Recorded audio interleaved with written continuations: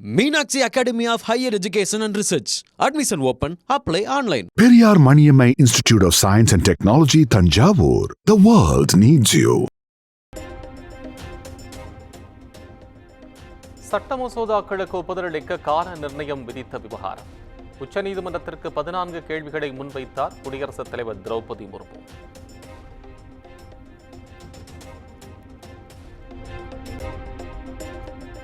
மசோதாவுக்கு ஒப்புதல் வழங்க அரசியலமைப்பில் காலக்கெடு இல்லாதபோது உச்சநீதிமன்றம் அதனை நிர்ணயிக்க முடியுமா? சிறப்பதிகாரத்தை பயன்படுத்தி உச்சநீதிமன்றத்திடம் கேள்வி எழுப்பிய குடியரசுத் தலைவர் திரௌபதி முர்மு.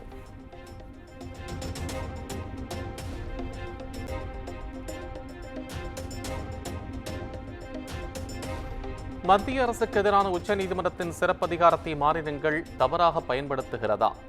பிரிவு 200 படி ஆளுநரின் ஒப்புதலின்றி ஒரு மாநில சட்டம் அமலுக்கு வருமா என்றும் குடியரசுத் தலைவர் கேள்வி.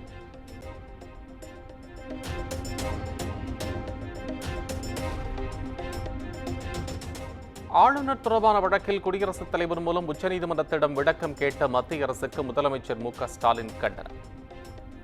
அரசியலமைப்பு நிலைப்பாட்டை தகர்த்தெறியும் முயற்சி என்றும் எக்ஸ் தளத்தில் பதிவு.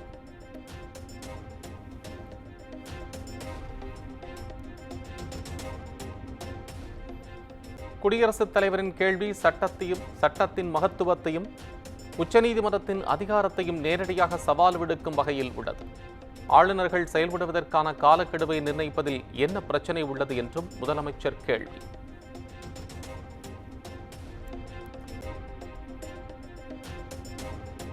மசோதா ஒப்புதலில் காலவரையற்ற தாமதங்களை அனுமதிப்பதன் மூலம் ஆளுநர்களின் தடையை சட்டப்பூர்வமாக்க பாஜக முயற்சிக்கிறதா? மத்திய அரசுக்கு முதலமைச்சர் மு.க.ஸ்டாலின் கேள்வி.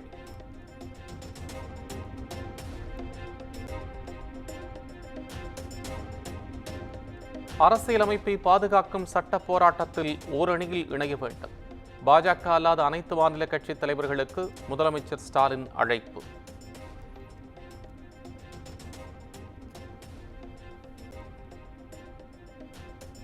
ஜம்மு காஷ்மீரின் புல்வாமாவில் 3 பயங்கரவாதிகள் என்கவுண்டர்.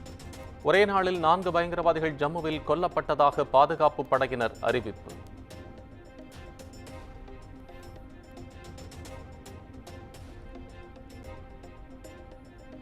ஜம்மு காஷ்மீரில் ராணுவ வீரர்களை சந்தித்து வாழ்த்திய மத்திய பாதுகாப்புத்துறை அமைச்சர் ராஜ்நாத் சிங். பாகிஸ்தானிடமிருந்து அணு ஆயுதங்கள் அழிக்கப்பட வேண்டும் என வலியுறுத்தல்.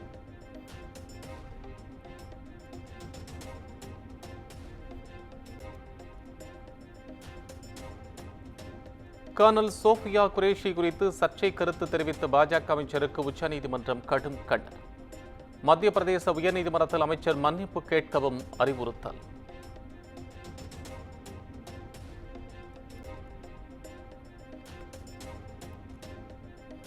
வக்ஃப் சட்ட திருத்தத்துக்கு விதிக்கப்பட்ட இடைக்கால தடை தொடரும்.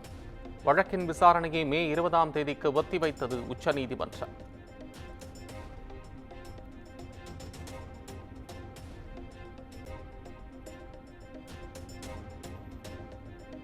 நான்கு நாள் பயணமாக டெல்லி சென்றார் ஆளுநர் ஆர்.என். ரவி. வரும் 18ஆம் தேதி தமிழகம் திரும்புவார் என எதிர்பார்ப்பு.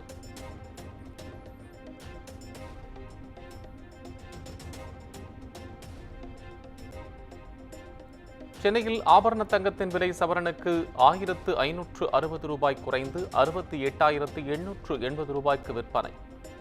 தங்க விலை 69,000க்கும் கீழ் குறைந்ததால் நகைப்பிரியர்கள் மகிழ்ச்சி.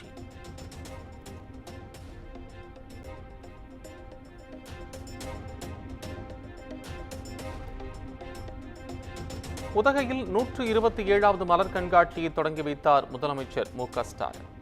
பூக்களால் அலங்கரிக்கப்பட்ட பல்வேறு வடிவங்களை குடும்பத்துடன் கண்டு ரசித்தார். கொடநாடு வழக்கை பொறுத்தவரை குற்றவாளிகள் தண்டிக்கப்பட வேண்டும் என்பதே தங்களது எண்ணம். பாஜக மாநில தலைவர் நயினார் நாகேந்திரன் கருத்து.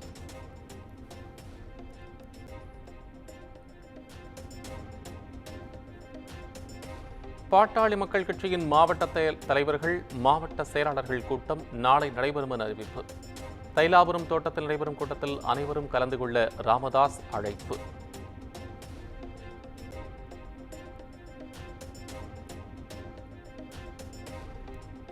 நெல்லையில் அடுத்தடுத்து பெட்ரோல் குண்டு வீசிய நபர்களை பிடிக்க 7 தனிப்படைகள் அமைப்பு. குண்டு வீசிய கும்பல் வள்ளியூர் அருகே உள்ள பெட்ரோல் பங்கில் வழிப்பறி செய்யும் சிசிடிவி காட்சியும் வெளியானது.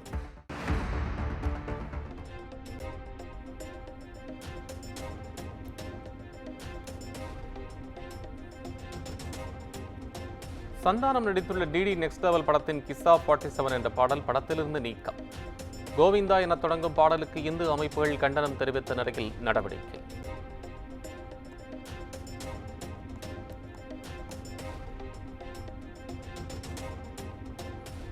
கனியாமூர் பள்ளி கலவர வழக்கு ஜூலை 19ஆம் தேதிக்கு ஒத்திவைப்பு. கள்ளக்குறிச்சி மாவட்ட நீதிமன்றத்தில் ஒரே நேரத்தில் 500க்கும் மேற்பட்டோர் ஆஜரானதால் பரபரப்பு.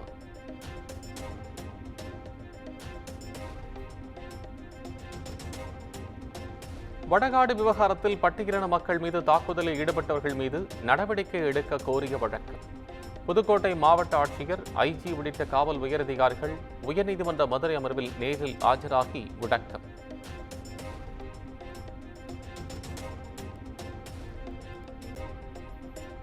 திருச்சி டிஐஜி வருண்குமார் தொடர்ந்த அவதூறு வழக்கில் ஆஜராகாத சீமானுக்கு நீதிமன்றம் எச்சரிக்கை.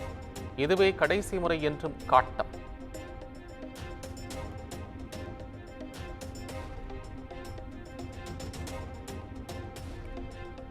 உடன்குடியில் தனது தெருவை காணவில்லை என நடிகர் ஜிபி முத்து குற்றம் சாட்டிய விவகாரம். கோட்டாட்சியர் தலைமையில் நடைபெற்ற சமாதான பேச்சுவார்த்தையில் உடன்பாடு எட்டப்பட்டது.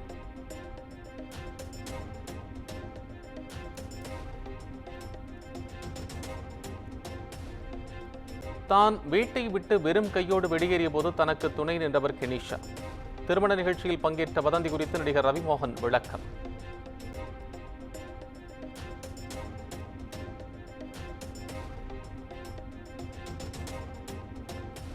மனைவியை விட்டு மட்டுமே பிரிய நினைத்தேன்.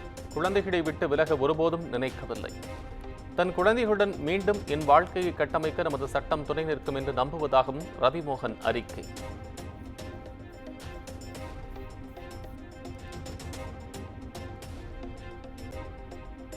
கோவை அருகே போலீசாரை சுட முயன்ற ரவுடி சுட்டு பிடிக்கப்பட்ட விவகாரம். ரவுடி ஹரிஸ்ரீ மீது 4 பிரிவுகளின் கீழ் சூலூர் போலீசார் வழக்கு பதிவு.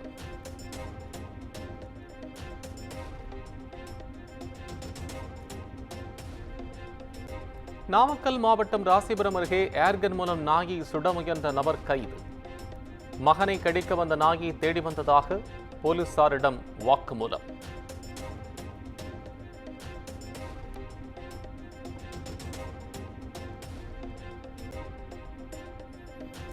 தென்காசி மாவட்டம் சுரண்டை பகுதியில் மினி லாரியில் எடுத்துச் செல்லப்பட்ட அரசின் விலையில்லா மிக்சி பறிமுதல். பல்வேறு கோணங்களில் தீவிர விசாரணை மேற்கொண்டு வரும் அதிகாரிகள்.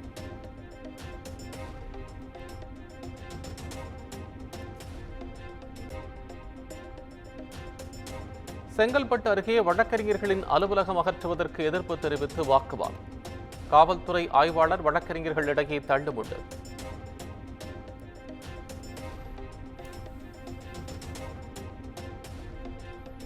திருவண்ணாமலை மாவட்டம் செங்கம் சுற்றுவட்டார பகுதியில் வெளுத்து வாங்கிய கனமழை. அறுவடைக்கு தயாராக இருந்த நெற்பயிர்கள் நீரில் மூழ்கி சேதம்.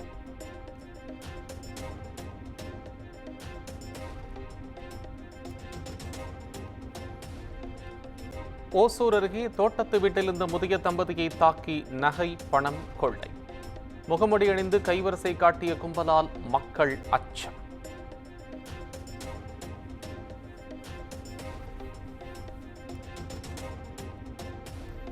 கன்னியாகுமரி அருகே பைக் மீது லாரி மோதி விபத்து.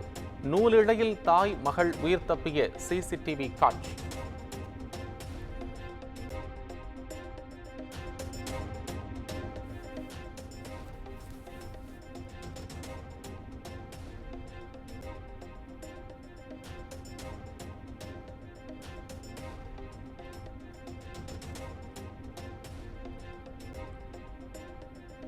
சென்னையில் தன்பால் இருப்புக்கு அழைத்த நபரை கட்டி போட்டு 30 சவரன் நகை கொள்ள ஒரு பெண் உட்பட 3 கைவரிசை காட்டிய நிலையில் விசாரணை மேற்கொண்டு வரும் போலீசார்.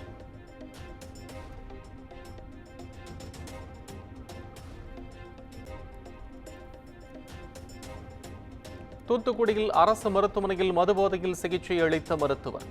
சக மருத்துவர்கள் அவரை வெளியேற்றிய நிலையில் நோயாளிகள் அதிர்ச்சி.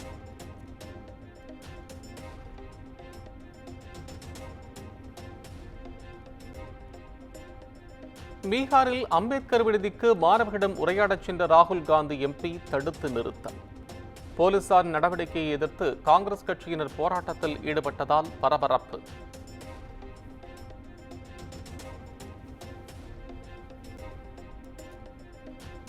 ஜனநாயகம், அரசியலமைப்பு, சிறுபான்மையினருக்கு எதிரானது பாஜக.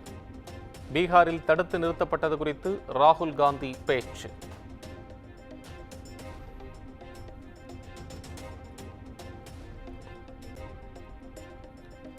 கேரள மாநிலம் கொல்லத்தில் பரோட்டா பரிமாற மறுத்த உணவக உரிமையாளர் மீது தாக்குதல்.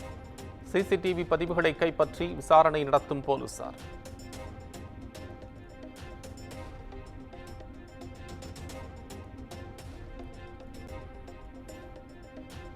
எட்டு நாட்களுக்கு பின் சென்னையிலிருந்து ஜம்மு, சண்டிகருக்கு விமானங்கள் இயக்கம். எல்லையில் போர் பதற்றம் காரணமாக ரத்து செய்யப்பட்ட நிலையில் மீண்டும் சேவை தொடக்கம்.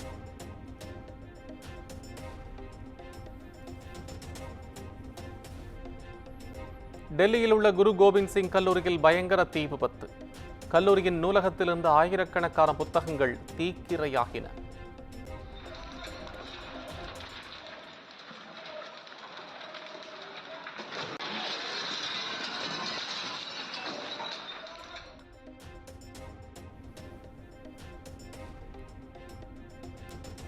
தோஹாவில் அமெரிக்க அதிபர் டிரம்புடன் ரிலையன்ஸ் குழும தலைவர் முகேஷ் அம்பானி சந்திப்பு.